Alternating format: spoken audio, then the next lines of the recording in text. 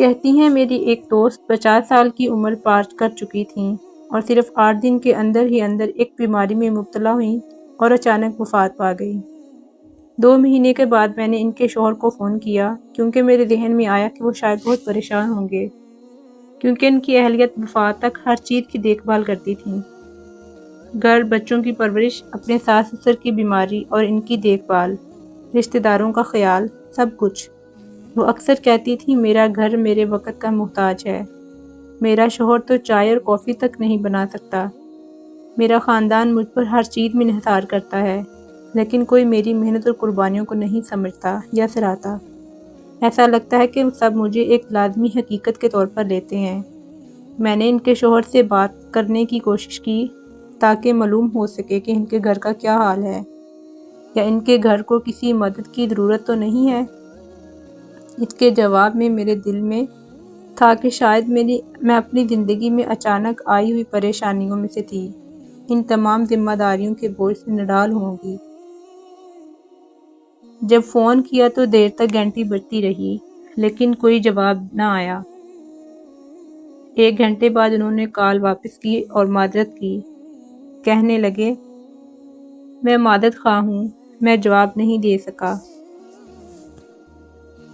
کیونکہ میں کلب میں اپنے دوستوں کے ساتھ ٹینس کھیل رہا تھا۔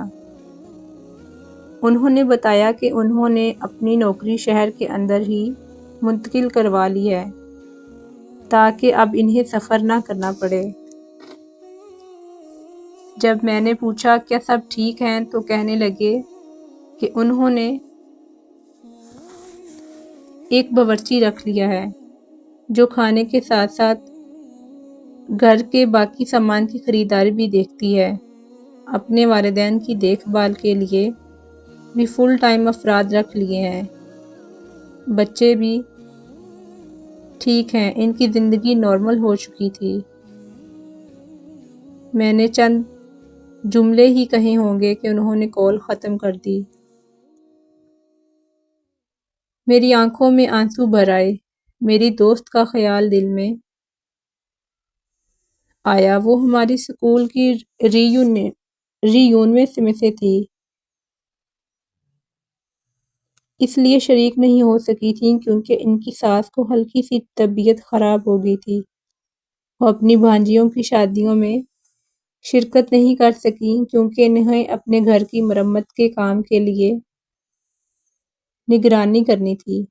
وہ بے شمار تقریبات اور تفریحات چھوڑ دیا کرتی تھیں کیونکہ ان کے بچوں کے امتحانات تھے یا انہیں کوئی نہ کوئی کام گھر میں مصروف رکھتا تھا۔ اپنے شوہر کی ضروریات کا خیال رکھنا ہوتا تھا۔ وہ ہمیشہ یہ چاہتی تھیں کہ کوئی ان کی محنت کو سراہے، کوئی ایک بھی کہنے والا ہو، لیکن وہ کبھی نہیں ملی۔ آج میں انہیں کہنا چاہتی ہوں، کوئی بھی ناگزیر نہیں ہوتا۔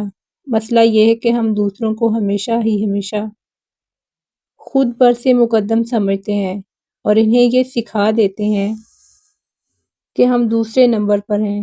ان کے انتقال کے بعد مزید 2 ملازم بھی رکھ لیے گئے۔ انہیں یہ مدد اپنی زندگی میں بھی مل سکتی تھی لیکن نہ ملی۔ انہوں نے خود پر سے سب کچھ لے لیا۔ گھر اب بھی چل رہا ہے لیکن میری دوست اب اس دنیا میں موجود نہیں ہے۔ زندگی کا لطف اٹھائیں، اس ذہنیت کو ختم کریں کہ آپ کے بغیر زندگی کا کوئی بھی کام نہیں چل سکتا۔ سب کو آپ کی ضرورت ہے لیکن آپ کو صرف اپنے آپ کی ضرورت ہے۔ صرف اپنی ذات کا سوچا کریں۔